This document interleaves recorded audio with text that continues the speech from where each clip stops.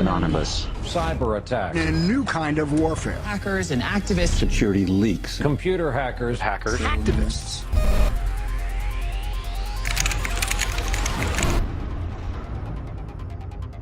Anonymous has struck again with a warning. This is just the beginning. Anonymous is a collective known for recent attacks on government and corporate websites. The internet is a powerful new medium where just a handful of people in small groups, just by shifting data around in the right directions, can make big changes and big damage. The more you said, the more frightening it was. The Pentagon is now singling out Anonymous as an example of the serious new cyber threats facing the country. The fundamental unit here is information warfare. We're gaining back the freedoms that the forefathers assured us through technology, and we can't allow these freedoms to be taken away. I will put my body on the altar of liberty again and again and again.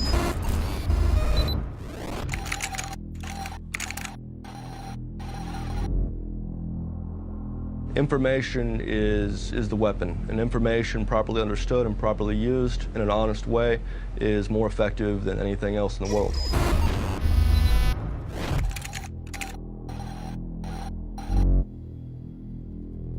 If you've got your eye on Boeing, yeah, please go for it. I'd like to see those fuckers go down. Download the code, modify the code just a bit, bombard the Pentagon. You're either with us or you're against us.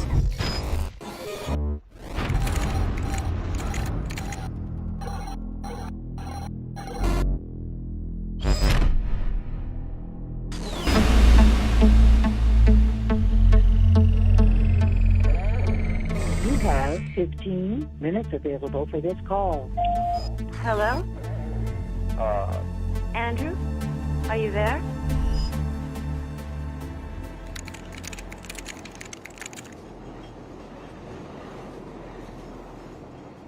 It's not scary to be going to prison? No, I never was scared to be going to prison. There's all these cool people, and I'm learning all these cool things, and you know, I'm making lifelong future friends, and you know, it's future business partners, certainly.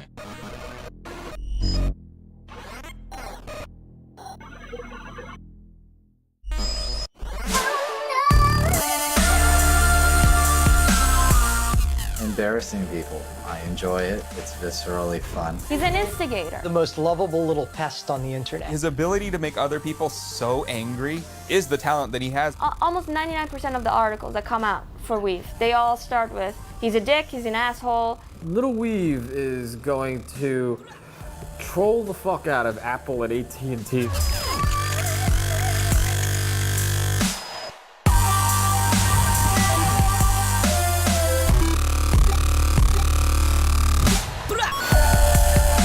How do I plan on keeping my cornbread safe in prison? I will stab a nigger that dares reach across my plate.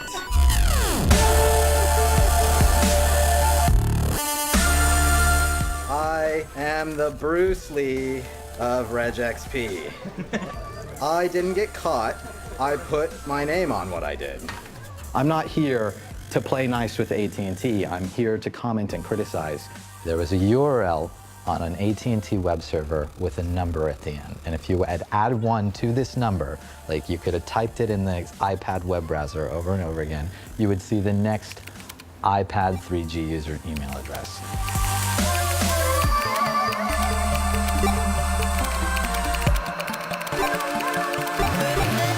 Here's AT&T handing out a complete target list of their customers. It was morally required to come forward and sort of put them over the coals for this.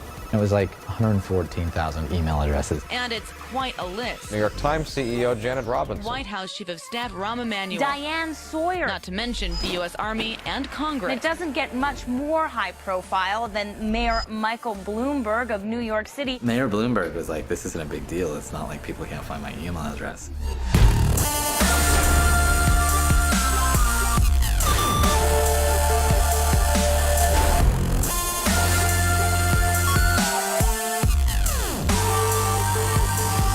I'm aggregating public data and using it to criticize people whose politics I dislike. The FBI is combing through people's emails, grossly violating their constitutional rights. I think I have moral superiority here.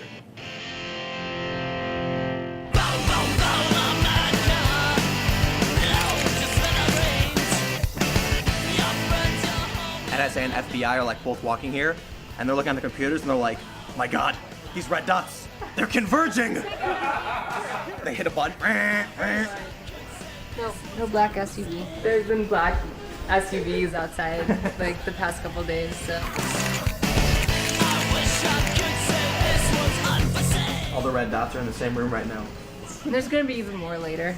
Magic fucking genie. You're actually in power. You're in charge. The most drastic improvements that need to be made are in the education system. We need to give people the kind of classical Western education that they used to have. We need a curriculum that embraces, you know, like Keats and Byron. It doesn't sound revolutionary. It's absolutely revolutionary. We have people in power that have explicitly engineered our education system to make people dumb, obedient, and uncreative. Getting them out of fucking power and remaking it so people can be free-thinking, well-educated, sensible, non-reactionary people. This is a revolutionary thing, and it's probably going to require a whole lot of bloodshed.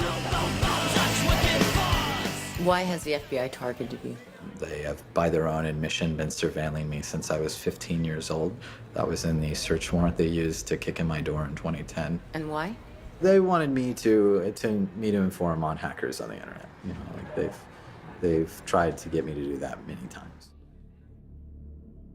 There is a congruence between whistleblowing and hacktivism and hacktivists. The similarity is speaking truth to and of power, revealing the power structure, whether it's corporate, whether it's government, or both. I was a senior executive at the National Security Agency, and I served there for about 6.5 years.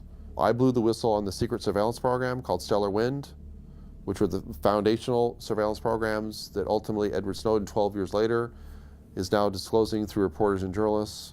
The government went ahead and prosecuted me under the Espionage Act. And I faced, it was a 10 felony count indictment. I faced 35 years in prison.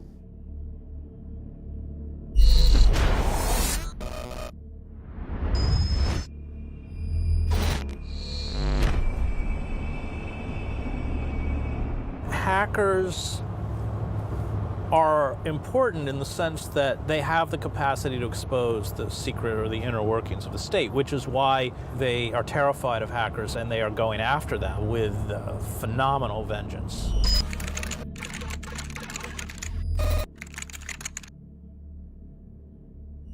We are looking at increased transparency. Unprecedented transparency. They want to avoid scrutiny. So our response, our best weapon, is to bring scrutiny to them.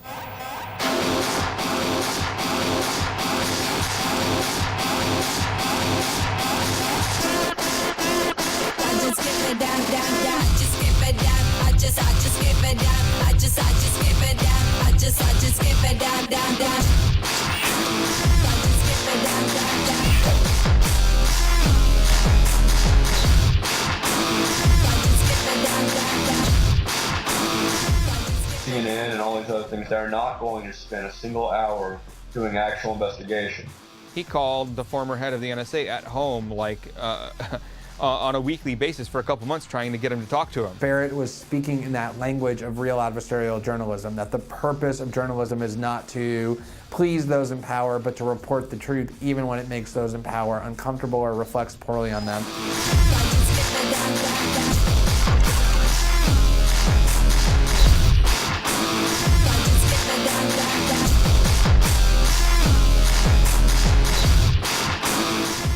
29 years old, a cocky college dropout, a self-described anarchist, Brown proclaims he is policing wrongdoing. He was brash, he was cocky, he was arrogant. He's fucking full of himself. He's awfully narcissistic.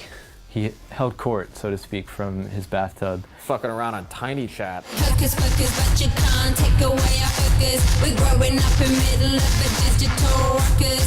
You can say fuck us, I am putting on the stoppers. We could be hackers, making it like Lakers. While we become workers, you become golfers. The modern day coppers beating on us for the papers. The take of NBC Brass was Barrett was not a very appealing character.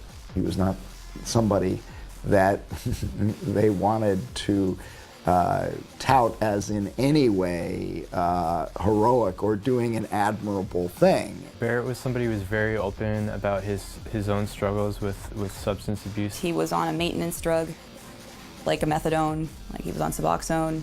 At least he was trying to stay off hard drugs, you know, to be on at least a medicine.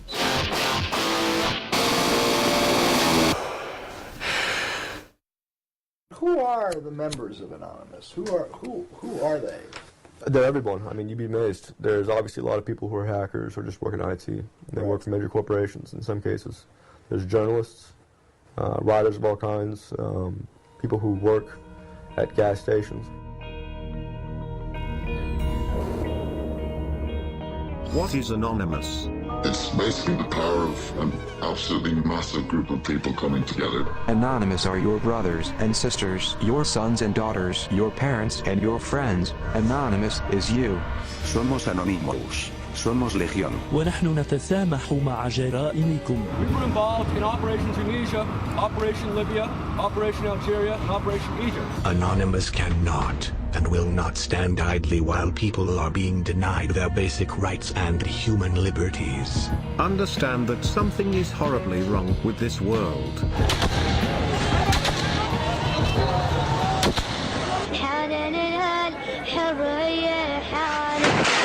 The Tunisian government has made itself an enemy of Anonymous. The Egyptian government has revealed itself to be criminal for the good of mankind and for our own enjoyment. To end the corruption, we must expose it.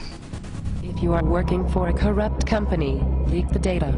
If you are working for a corrupt government, leak the documents. Think for yourself. Question authority. Join us in this battle for freedom of information worldwide. Remember, we are you. Anonymous is you. And you are anonymous. You are fighting for yourself, the web, and for the next step in evolution.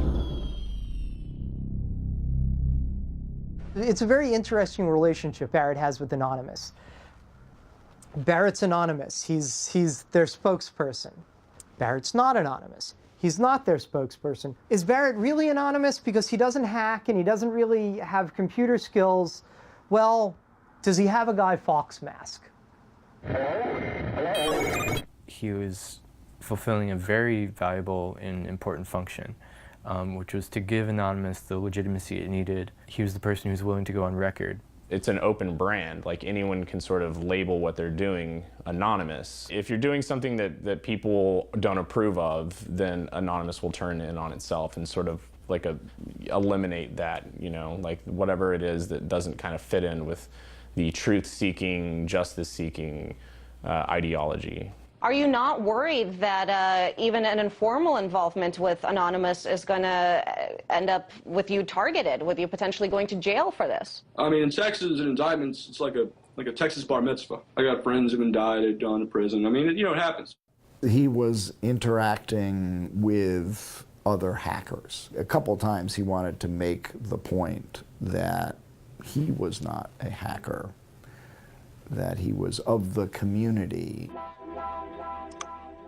Anonymous members try to hack into people's personal accounts and attempts to post personal information. We haven't tried to hack into anybody's personal, like a military person's personal account.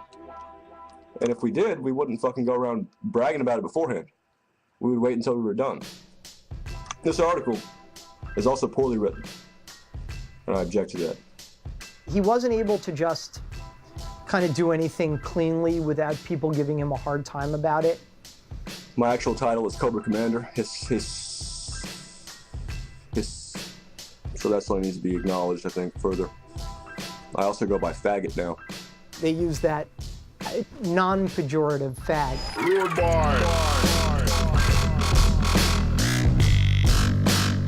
He's an ego fag and a moral fag and a leader fag and a, you know, just about everything but a, you know, but a fag is, you know, leave it to the internet to have to repeat themselves.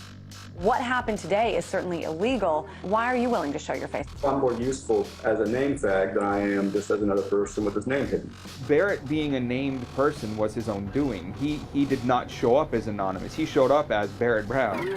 There's a new world being born here. At least that's the perspective of the people in it.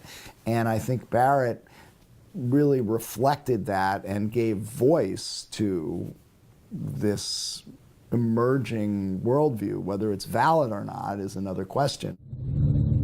We are anonymous. We do not forgive. And we do not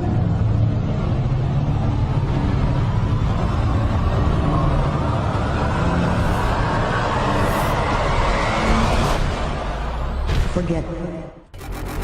I'm the de facto leader of a movement, screaming hack the planet back in 99. Activism in its prime. Sabu spoke about things in terms of this being a movement for revolution, and everybody was his comrade or his brother. He had kind of built himself up within Anonymous and had this reputation of like, doesn't give a fuck freedom fighter. There's de facto leadership, de facto organizer. Someone had to have the idea and start bringing people in. So for a little while, they're going to listen to this guy. They're going to say, what are we doing here? Why are we doing it? There are two types of hackers. There's a ghost hacker who constantly changes his identity so nobody knows who he is or even how to really get a hold of him.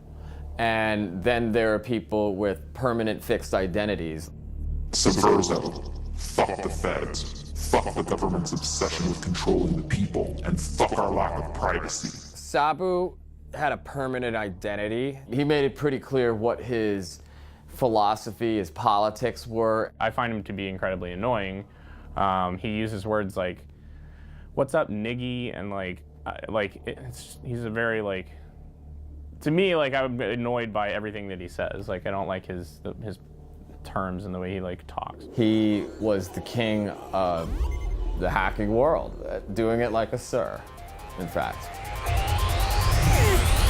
Friends around the globe, we are low security. Oh, that's unexpected. LulzSec came from Anonymous, and they enjoyed what each other did. Laughing out loud at security, LulzSec. Yeah, y'all, that's right.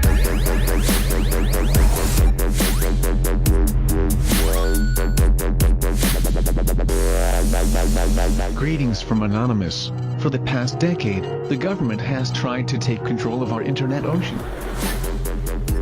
The Lulz boat was just sailing the infinite seas of hacking excellence, hacking the shit out of everybody. Yeah, y'all, that's right. We have Fox, X Factor, Sony Pictures, FBI affiliate, CIA, PBS, Senate, Bethesda, Sun, News of the World, Arizona Police Department, AOL, AT&T, NATO, US Navy, your mother. Who's next?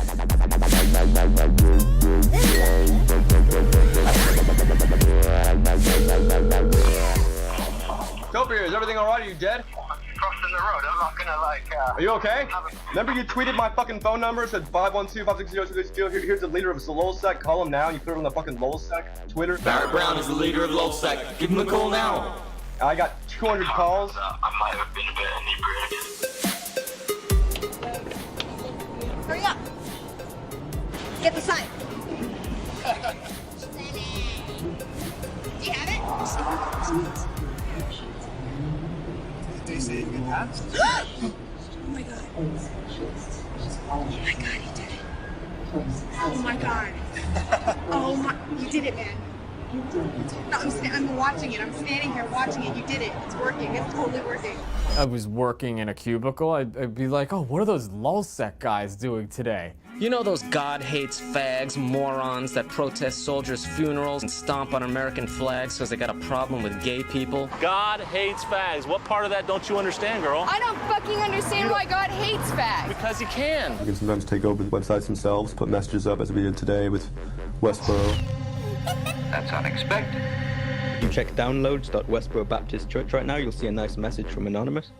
The hacks got bigger and bigger and bigger. Pull up the screen, and they're like, Tango down, CIA.gov for the lulz. Very well, sir. I'm like, oh shit. What a hacktivist can do and does do all the time is embarrass the power elite in a way that, boots on the ground can't. So you can go and sit in front of a building You can circle the Pentagon. That doesn't really embarrass anyone. If you hack the website of the CIA, you've embarrassed the power structure of the nation state. You've embarrassed the Pentagon. You've embarrassed the United States of America. You've embarrassed it by puncturing the illusion of their power. You made us look bad. You taunted us. We don't take too kindly to that. You embarrassed me. So when someone comes along, like a hacker, and exposes the dark underbelly of this beast, that beast, it's not just tickling the beast, they're gonna take some swipes at you. One of the most notorious hacking groups of all time has had its head chopped off. We turn to the government crackdown on a loose, large network of politically inspired hacktivists. A 19-year-old who goes by the nickname Topiary was arrested in Scotland's Shetland Islands. The FBI will pull in some 17, 20-year-old kid and threaten them with 100 years in prison just to get them to inform on people. There were at least 3, snitches involved in the takedown of LulzSec. This was a domino effect. People were taken into custody that folded on their comrades.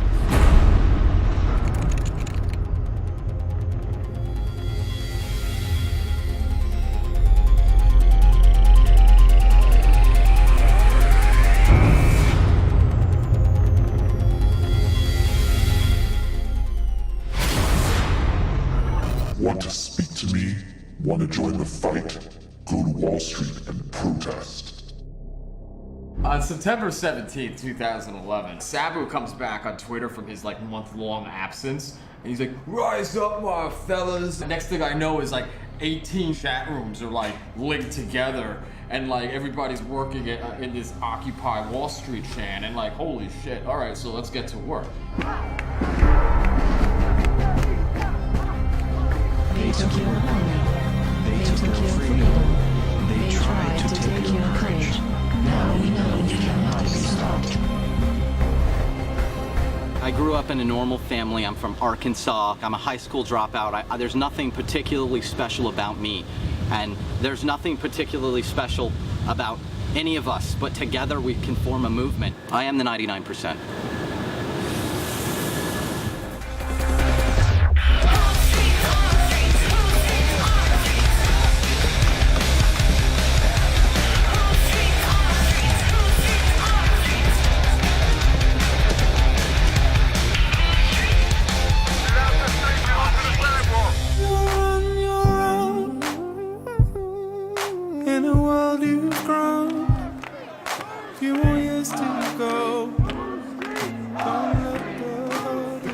Tricked us into going down a one-way street, and then they cuddled us because we were on a one-way street.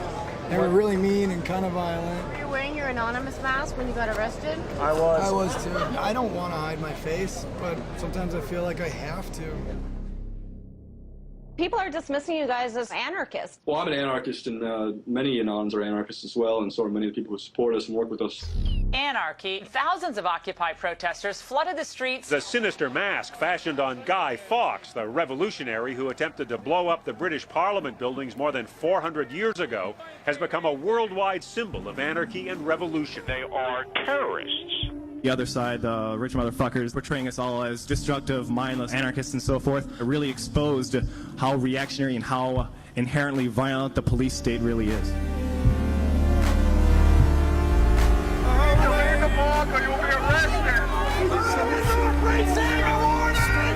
I'm a journalist! I am also a protester! This guy was just arrested, didn't do anything illegal. This guy was just standing around too.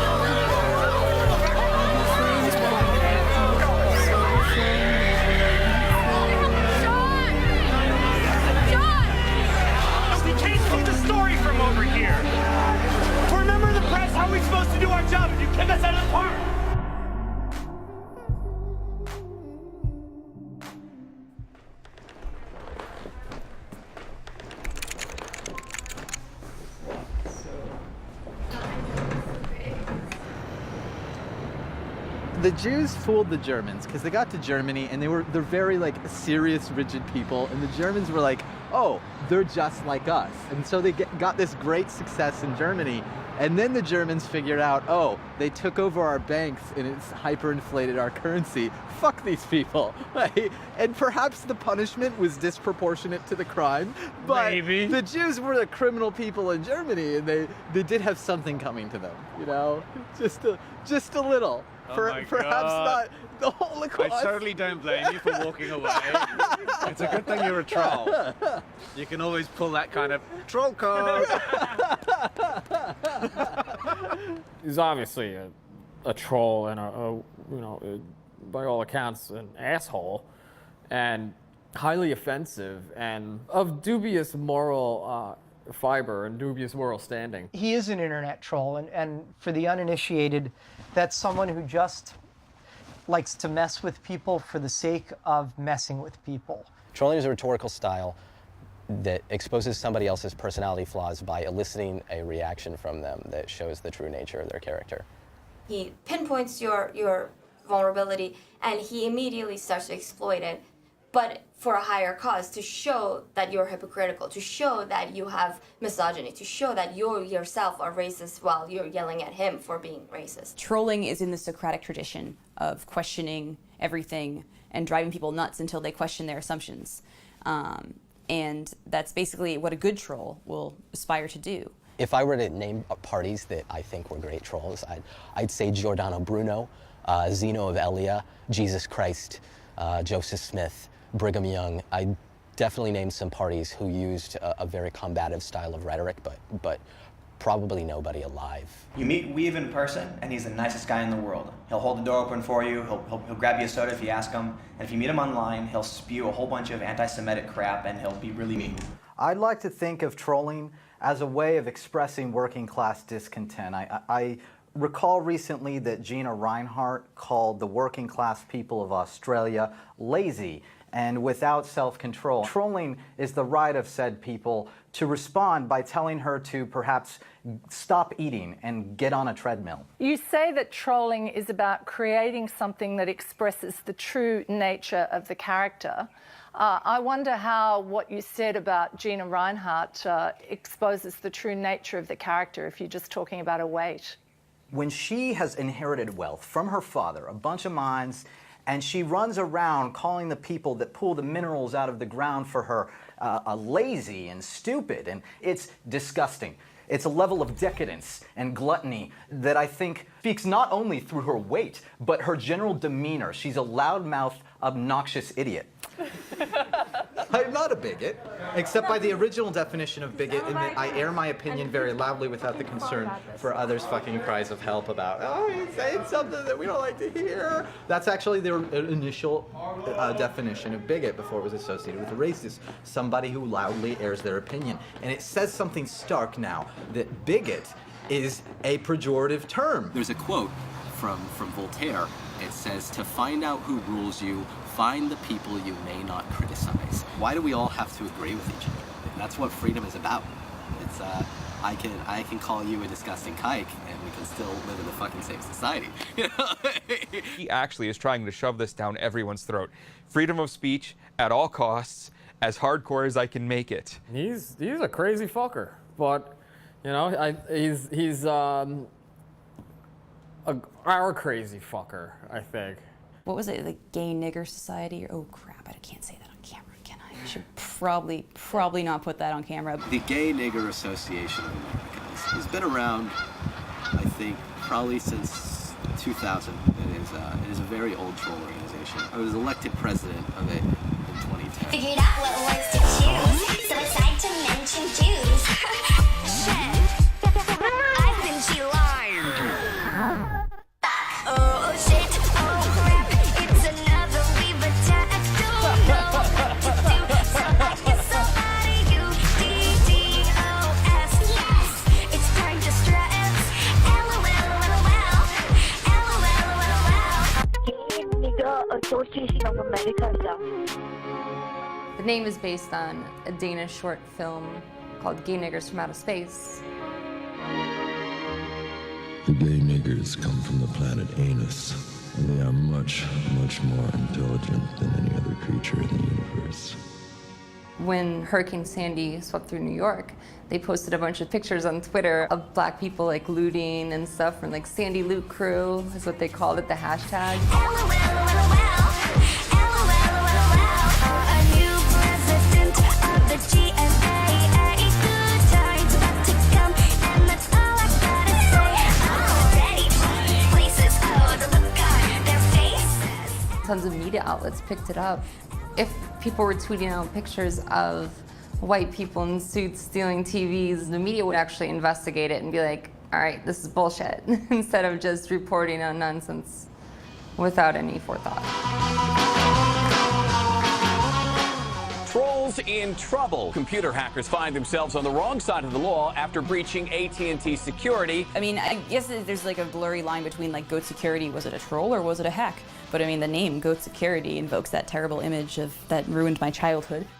He named his company Goatsy Security, so if you know what Goatsy is, G-O-A-T-S-E, I'm not going to explain it.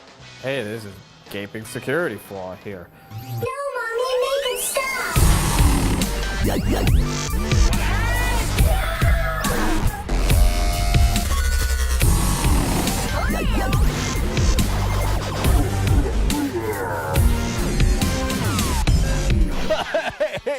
Goatsy Security, who are these guys? And they're Googling Goatsy, and they're getting the Goatsy picture. They're called Goatsy Security. Is that, am I pronouncing that correctly?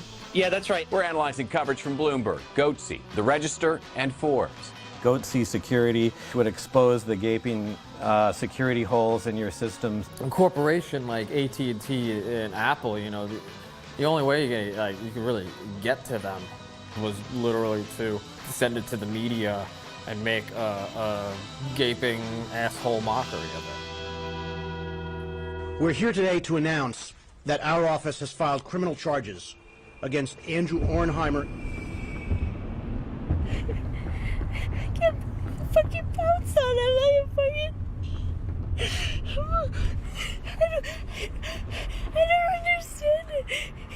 The picture that the press has painted of me is unfair, and I'd love to have a discussion, a fair discussion. Truth triumphs in the end. Would you say you did anything wrong? I don't believe I've done anything wrong, no.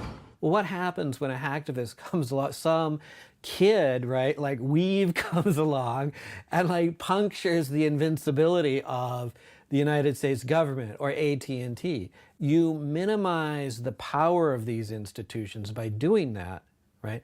That's why these kids have to be stopped.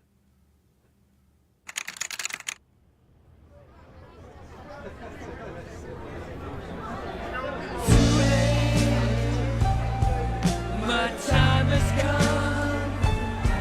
Sent shivers down my spine. Body's aching all the time. Goodbye, everybody. I've got to go. Gotta leave you all behind and face the truth. Mama.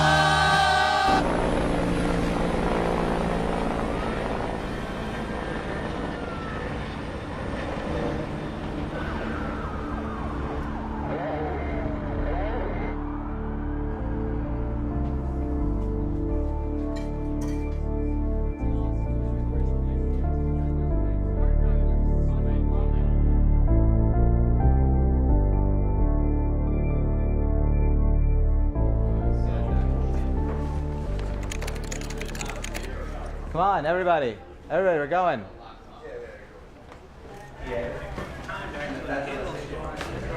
Can you whistle the Ode to Joy? It's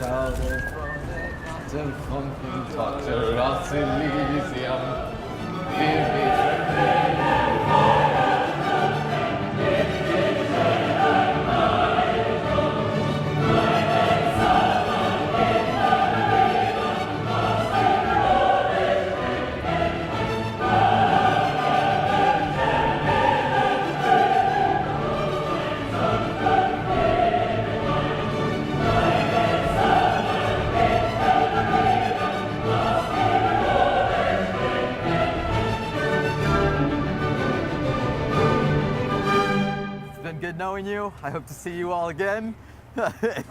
If not, write me shit and keep causing trouble.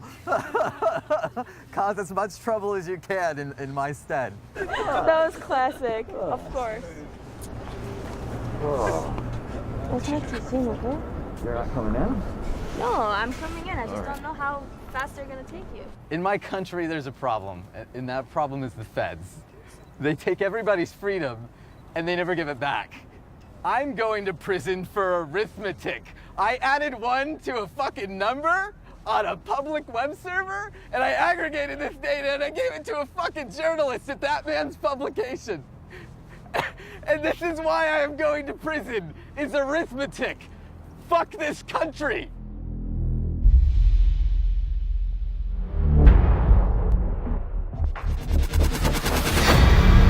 America's priorities are our priorities.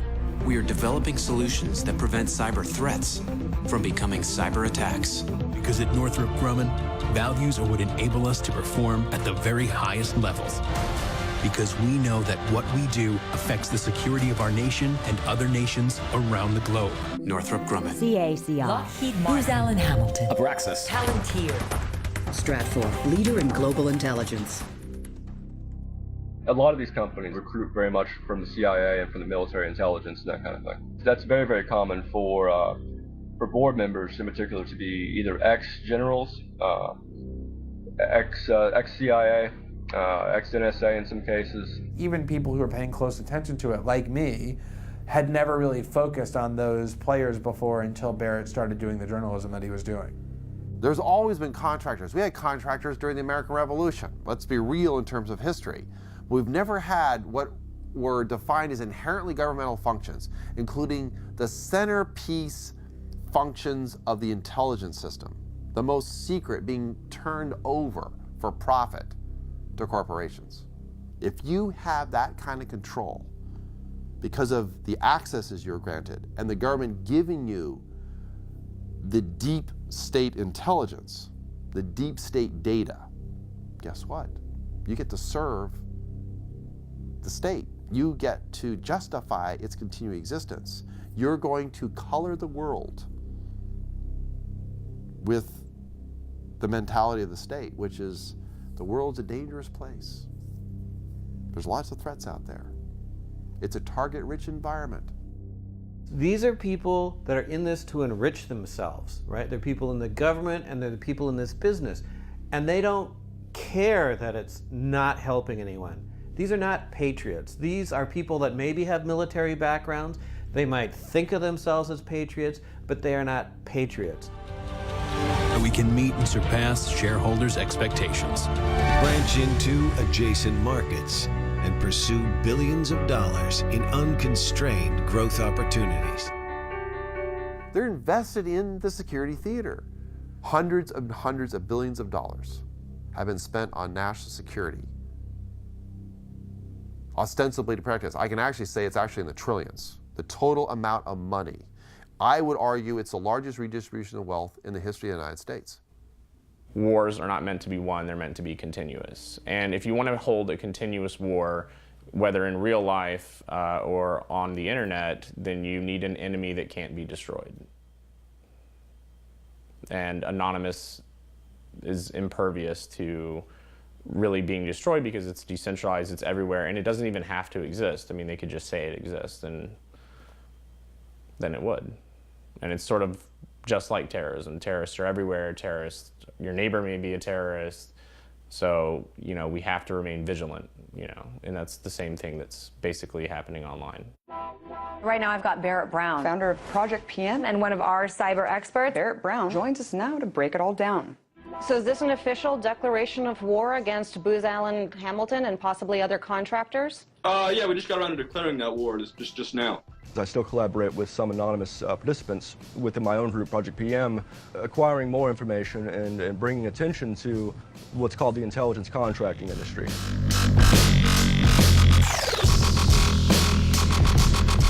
So he has this initiative called Project PM, which is a crowdsourced wiki that is supposed to investigate the mushrooming cybersecurity industrial complex. It's a collaborative research project. You're tapping into the collective consciousness of the world, which is always an incredibly powerful thing to do. That is going to be the future model of journalism. The collusion in part with press, mainstream press, was we're just going to sort of look the other way. We're not going to actually use the powers we have available to us. He was building up this database of who is doing what with who, what intelligence firms are working for what government entities, what outside ones are working together, what contracts have they landed that we don't like, all that type of stuff they don't want the public to know about.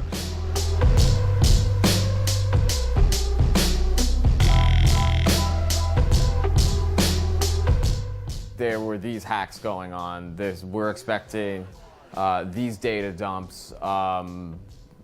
Shit's about to start getting crazy, if you know what I mean.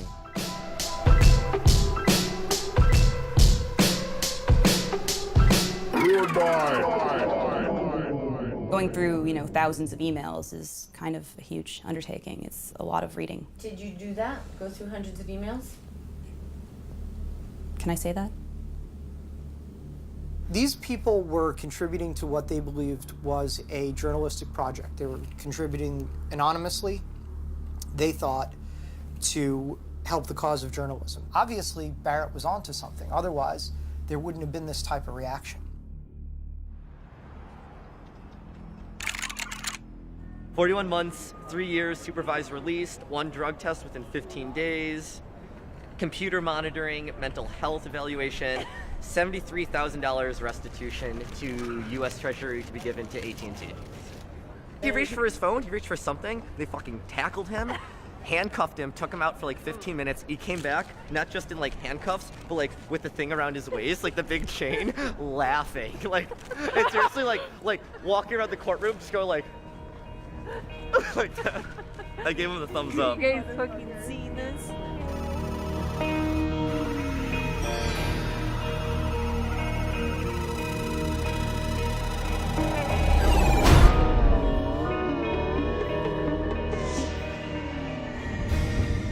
How dare you be skillful? How dare you utilize your knowledge? It's fucking absurd. And of course it's AT&T's fault. They are responsible. How can you say that the company that designed the website is not responsible for their security flaws? So the federal prosecutor said during Weave's trial that just because he has a special skill, he shouldn't have power over other people. That's how they view it, And it's not incorrect to say that people who understand computers have power. It's just I don't think the answer is coming down on our prodigies and our geniuses. Well, I'll put it this way: there was a time when you hacked a company and the company hired you. Now it's you hack a company and they come and they beat the shit out of you.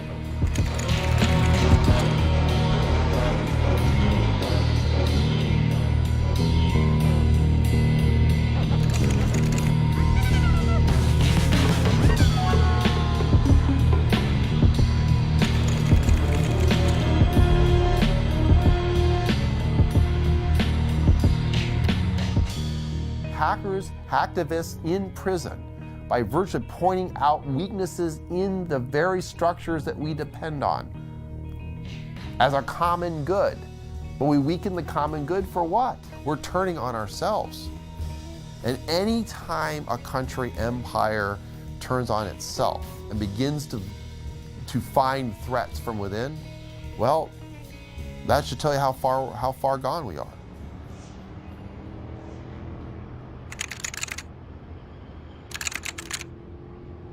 Howdy, Internet. My internet blogging must have pissed somebody off. They have cut off my fucking TrueLinks access because, of course, we live in a country with a childishly authoritarian government that can't handle anybody saying anything mean about it on the internet. And I miss you. I really do. There's so many of you that I can't. Hopefully I see you in a couple of years. I wish I could call each and every one of you. I'm still in prison. I've been denied access to both sunlight and food. I can't tweet via the normal means any longer, but I will still read everybody's responses. It'll be snail mailed to me. Fucking barbarism. Keep up the good fight and make trouble while I'm gone. You guys gotta carry the internet ruin torch, I suppose. Oh God, Weave. That was one of his better communiques. I was outside grabbing a cab when I get a call from an unavailable number, and it's like, do you want to accept this toll-free call from Andrew from federal prison? And I was like, oh God, it's Weave. I could barely make out what he was saying, but he's like, set up an asterisk box so I can upload things to SoundCloud. I'm just like, okay, like, whatever.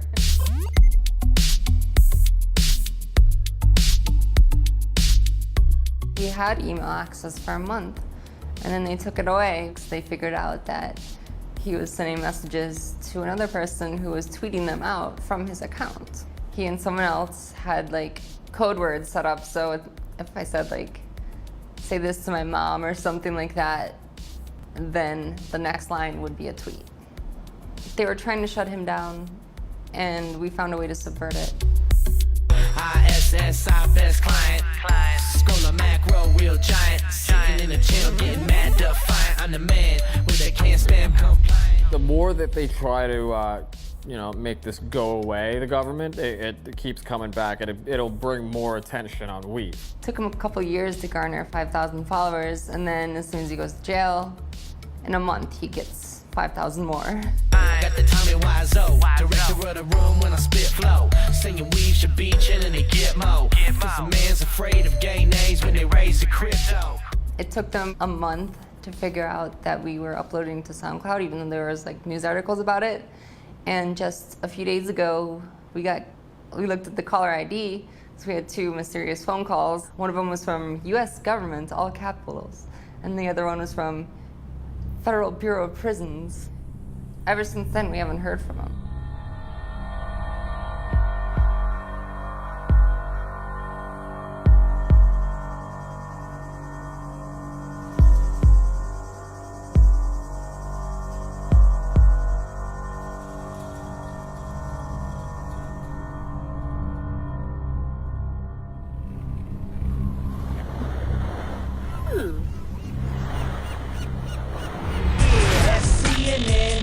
On the interview, send the prison message to the nickname Sabu. I'm not your seat. Man, we convening this for 99. Post that shit down, screaming. Pound Annie sick. Out of kind of the ashes of lulzsec, Sabu wants a new thing, a new group, a new cause going forward, and this becomes anti-sac. With the visuals of machine guns, this was no longer a laughing matter, and they were not playing games anymore. He was training people to attack government websites and attack large corporations and businesses. Pound Annie sick. Pound it to the bleachers. Pound Annie sick. If you're sitting below deck in the low spoke, salute, bitch, and show some respect. Pound Annie sick. Pound it through your... Greetings, pirates, and welcome to another exciting Fuck FBI Friday release. For Fuck FBI Friday, we are releasing 1 gigabyte of private emails and documents. It was asking for trouble, and trouble came in a way that even nobody could have even written this.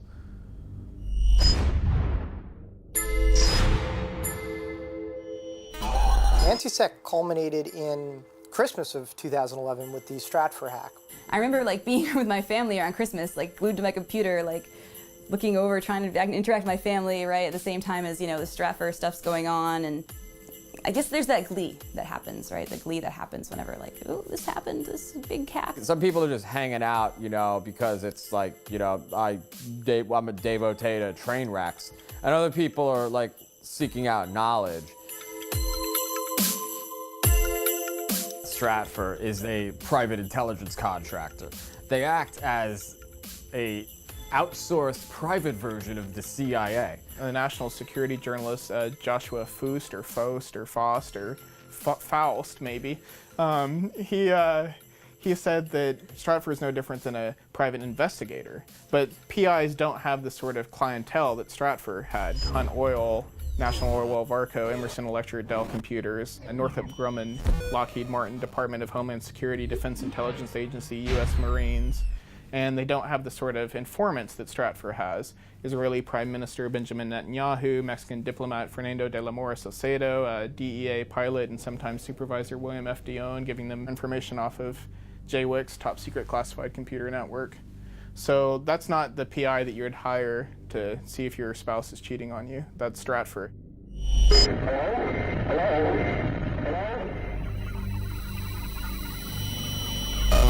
The gifts that a non-Santa left under the Christmas tree are just the beginning. Cyber thieves made off with the personal details of hundreds of thousands of subscribers. They woke up to find that they'd given an unexpected Christmas present of $50,000 between them to numerous high-profile charities. Here comes Santa, here comes Santa. Expect us. Here comes Santa Claus. Here comes Santa. Julian, will you dance with me? It's not about the money. We want the world to dance.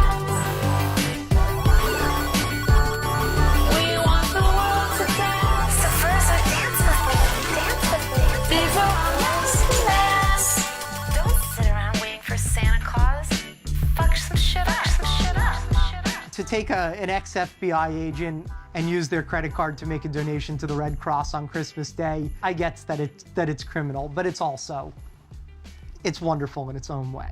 The Stratfor hack, it's claimed, also contains email conversations between Stratfor employees and officials in government. Every week, a company or an agency, is this going to get worse? I think so. People broke into something and wow, criminals.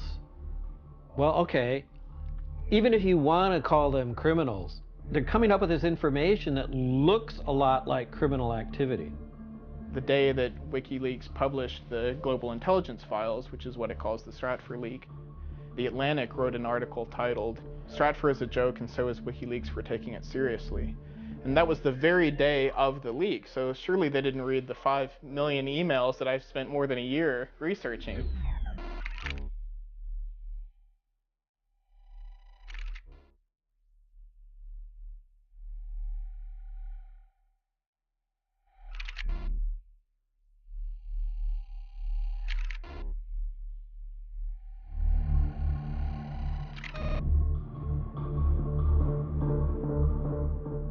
The 5 million emails have just been published. The most important revelations are still unknown. The information involved got to us because several young people sacrificed to get it to us. They went out and took it. It's me. It wasn't me. Send me some backup.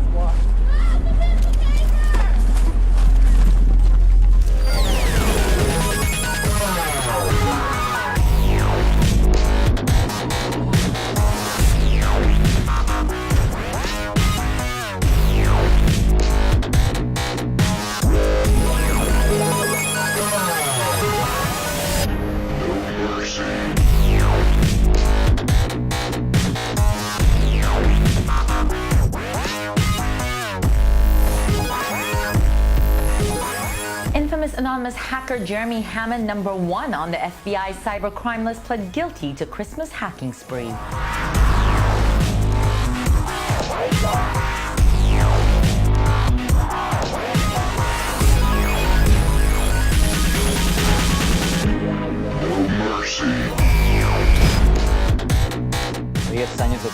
Jeremy Hammond. ആധുനിക രൂപമായിരുന്നു Jeremy Hammond. Jeremy Hammond qui fait face à lui. Known as the electronic Robin Hood. Jeremy Hammond. Computer hacker Jeremy Hammond has been sentenced to 10 years in prison.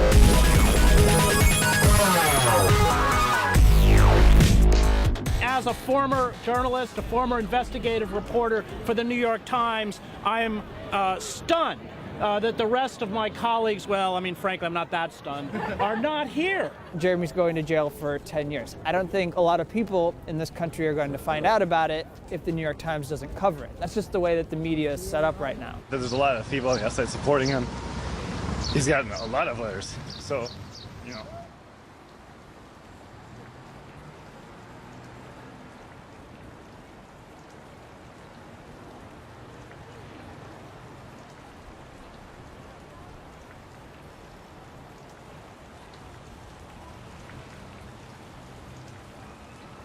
Hammond's actions are acts of civil disobedience. Fundamentally. In hacking Stratfor, Jeremy Hammond achieved some degree of transparency. It opened our eyes to things that we needed to see. सच का साथ दिया है और उन्होंने सिर्फ उसी को सामने लेकर आए हैं जो सच था। 25 years after Bhopal, after a gas tank released toxic gas into the cities surrounding the factory, they were monitoring dissent and demonstrations against Dow Chemical.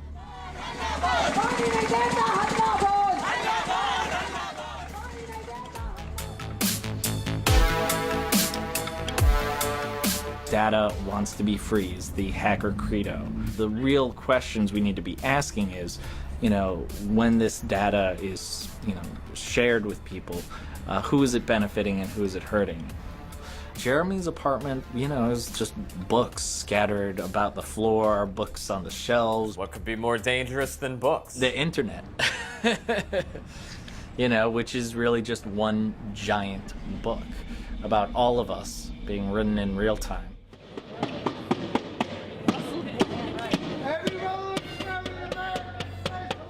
To the extent that Jeremy Hammond is responsible for those 5 million emails, he did something entirely necessary.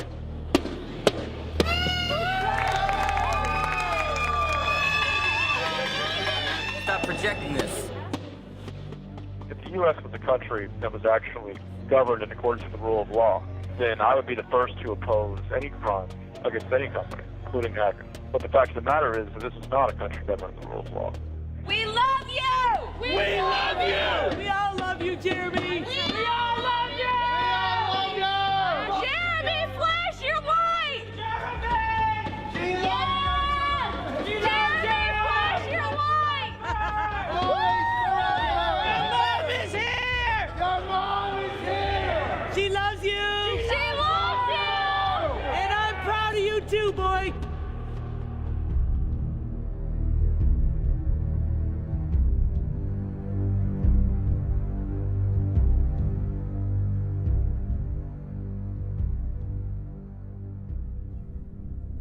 My name is Barrett Brown, and I've been waiting for this day for about 6 months. In a way, I've been waiting for this day since I was 7 years old. On March 5th, I received communication from a certain individual saying that I was going to be raided the next day at my home. They go to his house, his apartment, and he had spent the night at his mom's house. I just go to my mom's house and sleep over there sometimes. We've been very close. Next morning, I get woke up at 6:30 by my mom. She's scared. I go downstairs. There's 2 FBI agents. One is named Robert Smith. He is a FBI cybercrime fellow. They say, okay, we've raided your house, your apartment. Do you have any laptops here you'd like to give us? And I said, no, I don't have any laptops here you'd like to give us. So they get another warrant for his mother's house and find the laptop. Then they charge his mother with obstruction of justice. When I was 7 years old, I first heard the term FBI. My parents were fighting a lot. That my dad would sometimes get angry and throw things at my mom. And part of the reason for that was because my dad was being indicted by the FBI. I went from living in a nice house in Highland Park, one of the nicest communities in America, to living in a 2-bedroom apartment with my mom and grandma and sharing a bed with my mom for the next year when I was in 3rd grade. They'd gone after his father and bankrupted his father, and his father was eventually found innocent and apologized to by the court. So basically, the FBI ruined his family. When I was in the backyard, I remember I heard the Mexican FBI agent bring the other one back in and said, oh yeah, the bad guy's back here. It was that day I realized I'm a bad guy. You know what, I had no idea beforehand.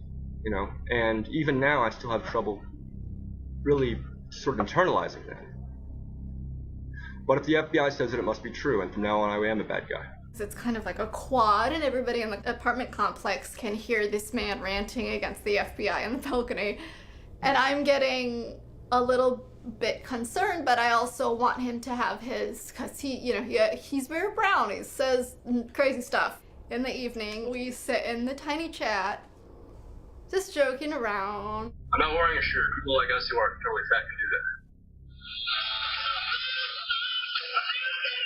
Oh, there she is. Hi, Effort Maxie.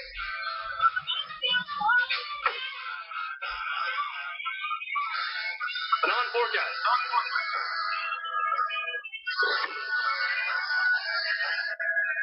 Hey, can you tell me if you're a gift or not? She said shit. I swear to God, she said shit the other day. It was crazy. And the picture on her fucking Twitter is the same person. Yeah, I'm pretty sure it's a real person. Oh my god. Look, you're pretty. You don't have to really think I'm a character. It's like super passionate about this argument.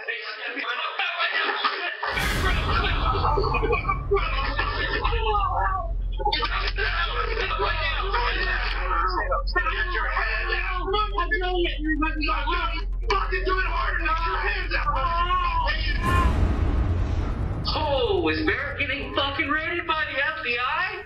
Holy shit!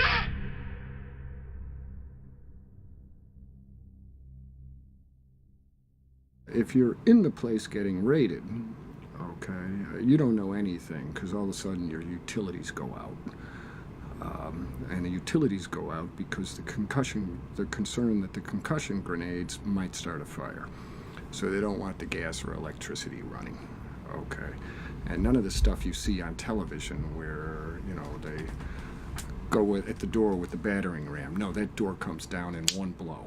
Okay, and you're down on the floor, okay, with one of these macho jerks pointing an assault rifle at your head, swearing at you and telling you to freeze or he's gonna blow your fucking brains out. The second agent came around in his camo with his gun, and he looked at me as if he didn't know there would be a girl there. Barrett's mother came over. She sees Barrett Brown V and then the ampersand over and over and over again on Twitter. Barrett Brown banned is a way that people communicate that somebody has been arrested. He's talking shit. There's no crime against talking shit. But maybe there is now. Robert Smith's life is over. So when I say his life is over, I don't say I'm gonna go kill him. But I'm gonna ruin his life and look into his fucking kids. How you like them apples? What kind of threat ends with "How do you like them apples"? It's like from like 1840 or something like that. If it was just threatening the agent and that's all he was being charged with, I wouldn't even care about this case.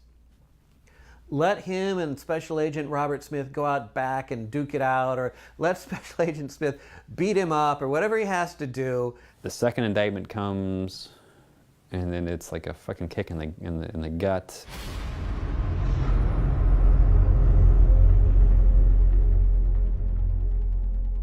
All these guys are doing are trying to, you know, put the fear in him, trying to pressure him to, you know, flip. Barrett's such a stubborn asshole that he's never going to flip. Their claim is that he took a link, copied it. It's journalistically important to get the client list. Pasted it into the Project PM chat room, and in that one move, produced criminal exposure for himself. The Barrett Brown case is another one of these seminal cases, and the government wants to send a very chilling message. It's fundamentally a First Amendment case. How dare you hold up the mirror to us? They called Project PM a criminal organization, and that's what people freaked out about, because there were a whole bunch of people who hung out on that server, edited that wiki, and like, wait, this is a criminal. I think they're after who? Anyone else? Any other names to put on our list of people to watch? The tingly feelings of paranoia crawling up my spine like a spider, they're there for a reason. Just because you're paranoid doesn't mean they're not after you. So Jeremy Hammond did the hack, 10 years at this point. Who's the guy that's looking at 105 years at this point? It's Barrett Brown. And what's the difference? He's disseminating the information. He's doing something more dangerous than what Jeremy did. Here's the message it sends from the government to the hacktivists who are getting great coverage and are becoming folk heroes through the press. Don't talk to the press, because we're going to get their computers and we're going to get their sources and we're going to get you through that. To the press who are covering the hacktivists, don't cover these hacktivists, because we're going to get you.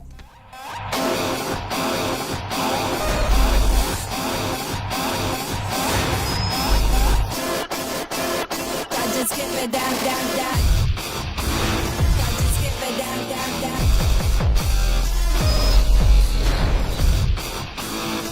Just get me down, down, down. Here's what I want. 1, I'm no longer your bitch. 2, All of my charges are dropped. 3, all of Barrett Brown's charges are dropped. That's up to the U.S. Attorney. Figure it out.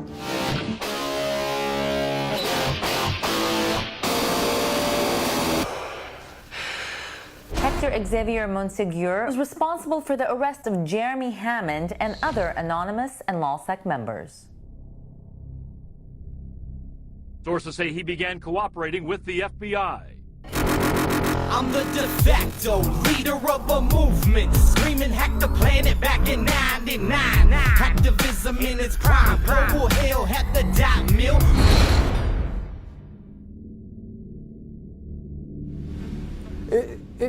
Like, I felt like my brains had been blown out, like it was the last scene of The Departed. The FBI arrests Sabu, and they turn him within a day, and they have him back on the internet within 2 days. This isn't like some guy going undercover in the Gambino crime family in person for years. None of us had ever met him before. He was just this guy we knew from the internet. He talks the talk so forcefully with that kind of New York personality. You know, we are doing the right thing for the people. We are building this anew from the ground up. We are taking down the ugly, evil, capitalist, imperial machinery, and we are building it back up with our own hands, my brother, he says.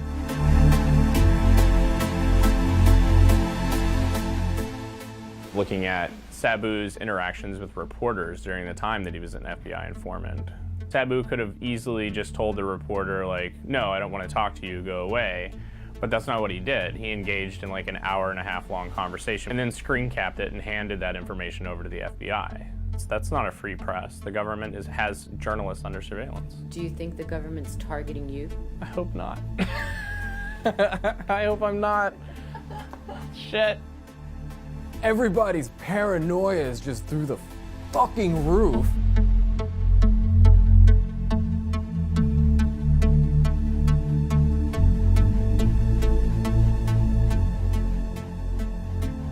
Wait a sec. If he was working for the FBI from that moment in June to this moment now, they didn't delete his timeline. They didn't try to hide any of that stuff.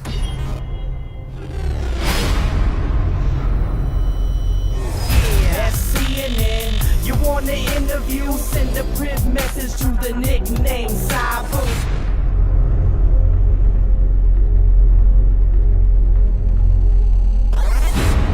Pound any second. Pounding through your speakers. Pound any second. Want to speak to me? Want to join the fight? Go to Wall Street and protest.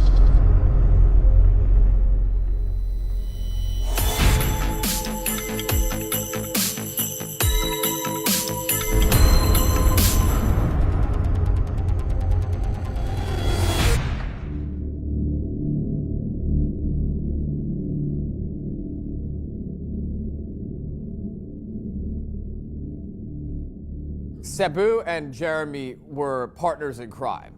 They were the digital Bonnie and Clyde, if you will. Except one of them is working for the FBI the whole time.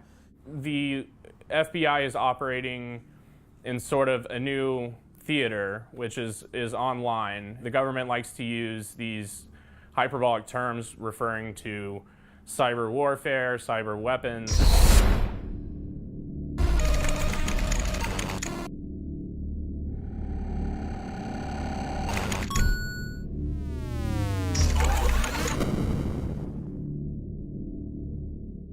The feds, by proxy through Sabu, were giving Jeremy the 0 days to get into these websites. In order to, say, entrap a terrorist, they would sell him fake explosives. But instead of giving him fake explosives, the 0 days are real. In the hacker world, you either get in or you don't get in. There's no fake hack. They didn't it wouldn't be a crime if it was a fake hack.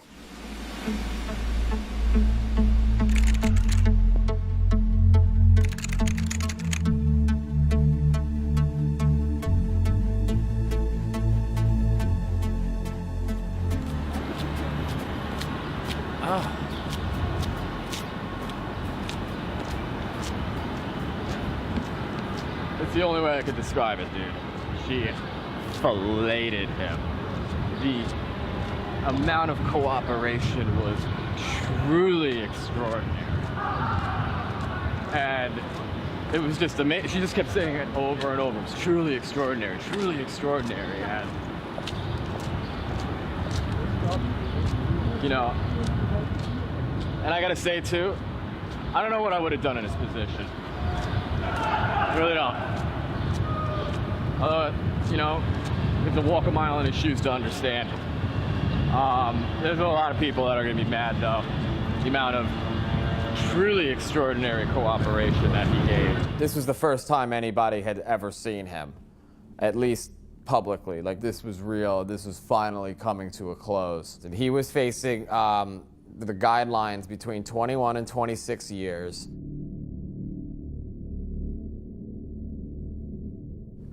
He walked out of the Manhattan court complex a free man. Yeah. He immediately cooperated with the FBI when they arrested him, and the judge said that that was probably the most significant aspect of the case, was that Sabu flipped so quickly, which enabled the FBI to sort of become a part of Anonymous over a 9-month period. They were apparently sitting at the computer with him at times. He had a camera in his apartment or house that was videotaping him every day. He was debriefed regularly by the FBI. Judge Preska said, and I quote, "I salute you." The prosecution and the defense and sort of built him up to be this sort of conservative folk hero, like the model FBI informant, the person who every informant should live up to be, to the point where it made it impossible for them to give him jail time. You can't. It would have been bad for the informant program for him to have worked that long, to work 3 years and then be sentenced to prison. Sabu pretty much neutralized Anonymous. Yeah. Completely. Yeah. Neutralized Anonymous. After he went down, everyone's afraid of following any leader, and they're also afraid of, you know, starting an operation on their own. In general, nobody trusts anyone. If you go on any IRC chat, they're all just talking about, you know, like, who's the Fed? You're the Fed. You're a Fed. Yeah, What about the Fed? Come on. Yeah, and what about that? But Like, forget who cares? even yeah, off. we know you're a Fed. At the end of the day, he's just a hacker getting used by the government. Sabu is the big snitch. Like, the 9th circle of hell is reserved for Sabu. Him and Cain and like Judas will be there with Satan. Lean back, bitch, we be sending an injection. Magic quotes off, join table in a section. Put it up on base bin, it won't get erased then. 20 million hits till you're down like some cavemen.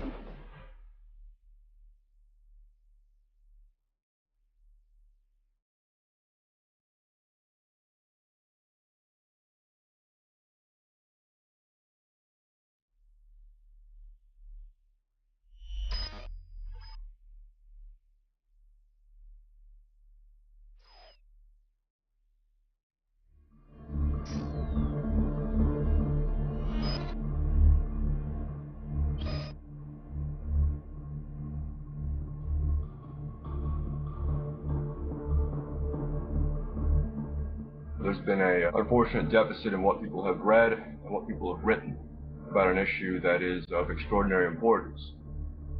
Trapwire.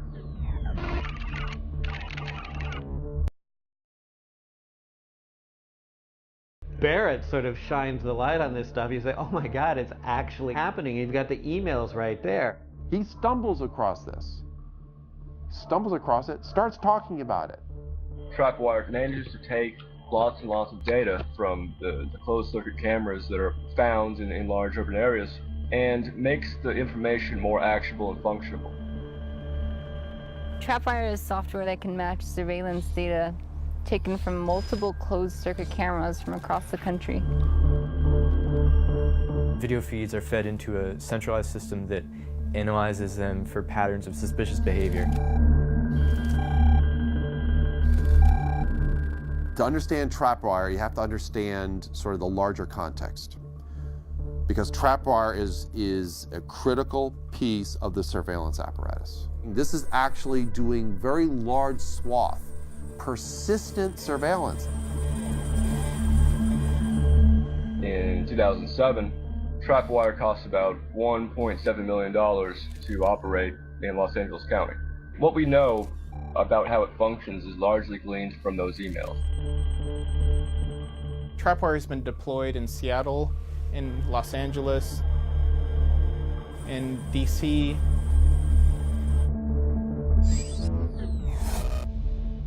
According to a Stratfor email, there's like 500 cameras in this New York City subway system equipped with trapwire. The New York Times said that trapwire was only used on 15 cameras in the entire country and that the DHS wrote it off as a failure.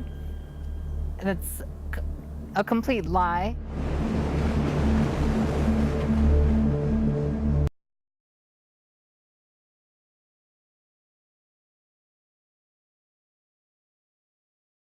We had gone to 30th Street Station to troll trapwire, and so what troll trapwire was for us was essentially acting out these things that the security researcher Justin and other people had said this might work to trigger trapwire's alarms. Sitting there holding my laptop and looking around, and like a little bit. Tweeting, we did video. And they were live being tweeting. ridiculous about the whole thing. Obvious, yeah. Completely obvious. We ate with a senior official in the Philadelphia Police Department. During this, Homeland Security unit for Philadelphia Police had come to him and said, Dustin Slaughter and Kenneth Lipp are at 30th Street Station, and they're worried that they're going to smash cameras, that we have something terrorist in mind. It blew our minds when we found out they thought they were monitoring this. They actually were paying attention and freaked out about They're it. doing what everyone's worried about. Right. Like, Yeah. it's not just Anarchists are running all over the place and smashing, burning, looting.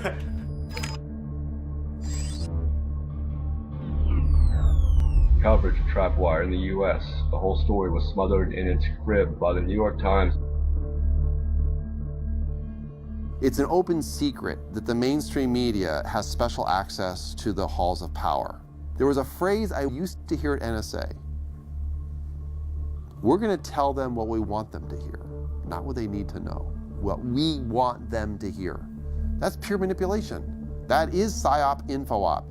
You're saying because you can, you're controlling the narrative. Hail victory! Go, go, go, go, go, go, go, go, go, go.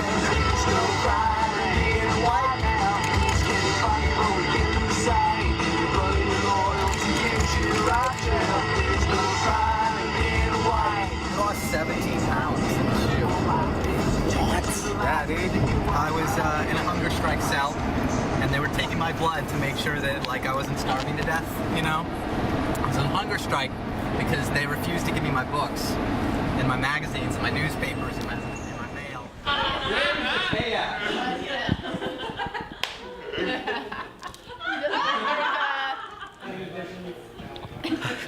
I spent the majority of my time in the shoe. They were like, if you continue, we're gonna force feed you. And I'm like, well, you're gonna force feed me. Hey, I ain't backing down, you know? The infamous computer hacker known by his alias Weave is a free man after more than a year behind bars. An appeals court has now overturned his conviction. Every bit of an operation, they can't copy, so they hating. So I'm keeping my methods close to the chest. I rock the knock on speed dial, case I got a social internal contacts at AT and take mode. Oh no, my aim designed off, checking to see if it's suspended or if it got reset and appended to the essence.txt. The enemy is holding. Time behind bars has made Weave even more outspoken than before. I can't watch my society rot when a bunch of federal scum want to just throw anybody that they disagree with in a prison cell. It's the end of the West right now, and we gotta fight for it. Somebody has to. You have no instincts to flee like Edward Snowden or Julian Assange. I'm not running. This is my country.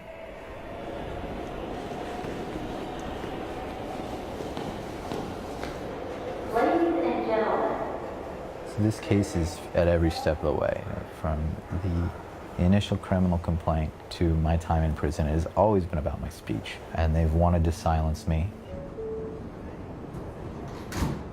They further punished me in prison and subjected me to conditions above and beyond any other of the prisoners at my facility because of my speech. They wanted me to disappear from public view and memory. It was inside the shoe, like inside the shoe.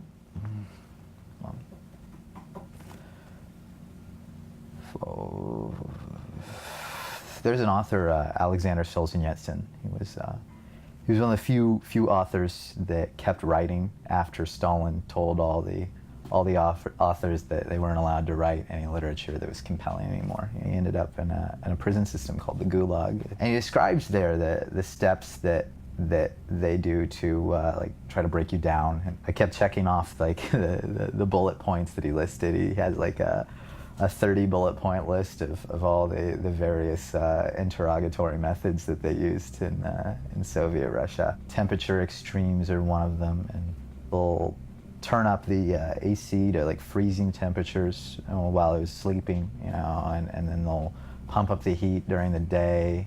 So, and like they come and I couldn't sleep because they would bang on the door every once in a while, and they'll shine the flashlight in your eyes, you know, and keep waking you up at night. They'll put you on a bunk and you can't even sit up, and there's a light like right next to your head, and it's pretty terrible, no doubt about it. It's pretty terrible.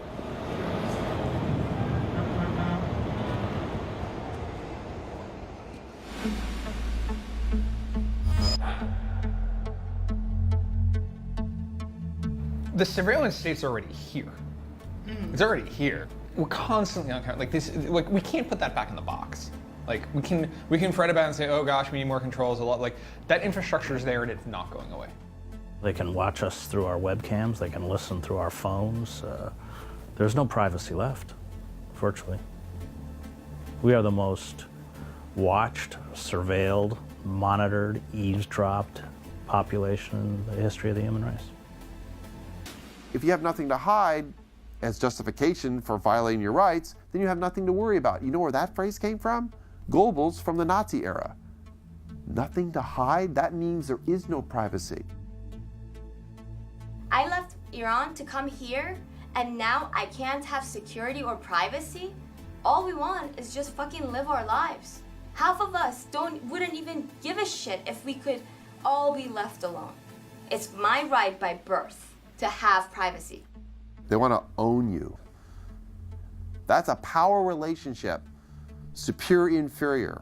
If I know every single thing about you, about what you think, how you reason, what your fears are, what you're planning, what you're doing, and you know nothing about me because I'm shielding my behavior behind a wall of secrecy, I have incredible power over you. The power imbalance between us is immense because I can now manipulate you, I can threaten you, I can alter your behavior in all sorts of ways, I can anticipate your behavior, I can prevent you from doing things that you're planning, I can prepare in defense of what you're doing, I can always stay many steps ahead of you. This mentality, this pathological, you have to understand the mindset, you have to understand the psychology behind those who want to know everything. That means anything hidden, anything private, anything sovereign is a direct threat to the surveillance state. The capacity of this agency to spy on people and to know everything that they do is so extreme and awesome. At any moment, pure totalitarianism could be imposed and the American people would have no place to hide. Security and surveillance state is put into place in order to keep a population captive, and they now have all the mechanisms to do it. Absolute iron control over a restive population, so should the population become restive. The United States unchained itself fully from the Constitution. People still don't fully appreciate it. Talk about mass surveillance, all those stuff. No, they've unchained. This is an alien form of government. It's completely anathema to democracy. It's completely anathema. But obviously the government's not going to come out and say, hey, guess what? We're under national emergency conditions.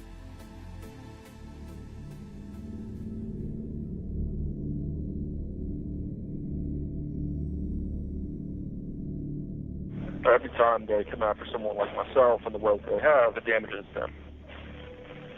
To the extent that these things happen and they get publicized, the population is antagonized.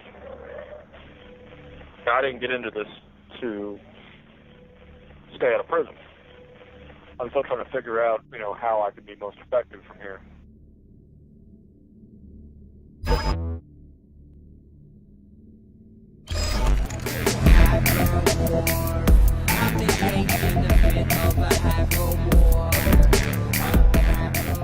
I'm going to continue hitting large companies and institutional powers. I'm not going to take no shit from nobody. Fuck them if they can't take a joke.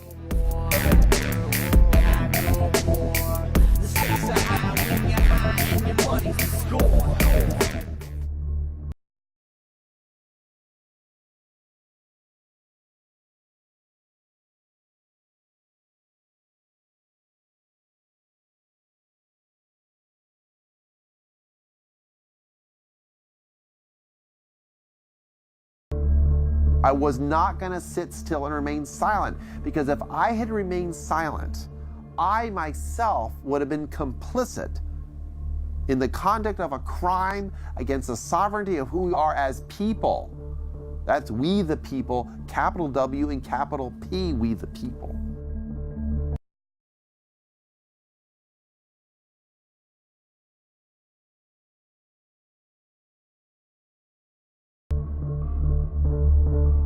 You can just sign off.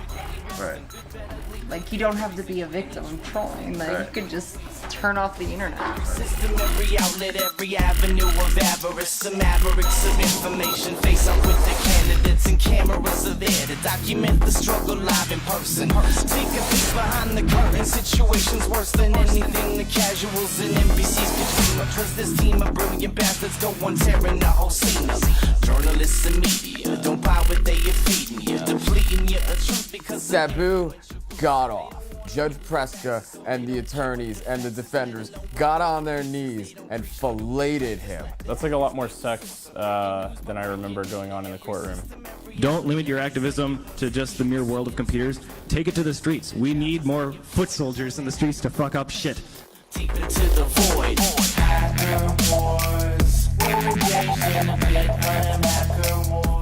Dallas, Texas native Mr. Brown joins other infamous Texans who fought the government, such as Branch Davidians at Waco, Texas. Fucking really? Really?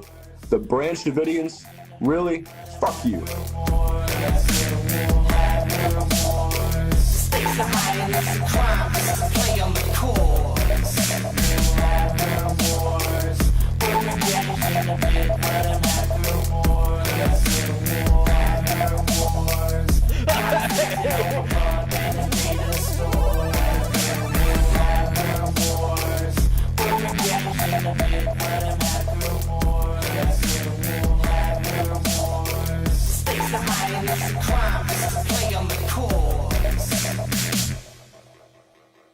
I just wanna riot. We just wanna ride. Tear gas in the air. Police states here. Nah, don't be scared, say it. I just wanna riot. We need to act for change. On every single front of oppression, there's more we have to rage. Or at least I'm gonna live today, no second of my casket lays now. 6 feet and everyone to see me dead in a half to wait. And when I do pass, that's more fuel to the vibe they can't contain. Cause chances are that I'll get locked or they'll assassinate me. But that's why we are here to fucking clash and rage against the machine that plans to take our grandest planes in the standard ways. And if we do not make a fucking stand today, there will be no tomorrow. So don't act today, cause the whole globe could easily be a massive rave. And somehow we need to activate the other captive states to go and agitate to get them mad. It's about time we go and crack the safe. And you can call me crazy, well I am insane, but you should blame a compliment. So that's the vein and the aspartame and the fashion page, but I plan to shine. And you can either invest in rage or join the shit and realize I just wanna riot. I just wanna riot. we just wanna ride. Tear gas in the air. The police states here. Killing my buzz with all this politics. Yo, how the fucking Philippo retained his faith in the system? This euphemistic. When the slave camps are labeled as prisons, and when the information that's given is tainted and twisted by the heartless, they try to target educated decisions like marksmen. So we're raising arms, fists, and picking signs to match and fight for human rights. We carry lanterns with a mic attached. Focus groups began with advertising, then it got involved within the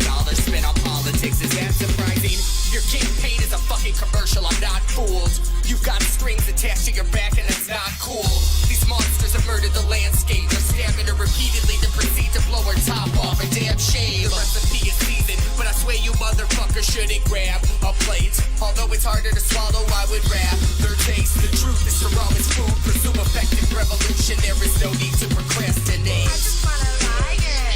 I just wanna lie, yeah. We just wanna ride, yeah. Gas in the air. Police state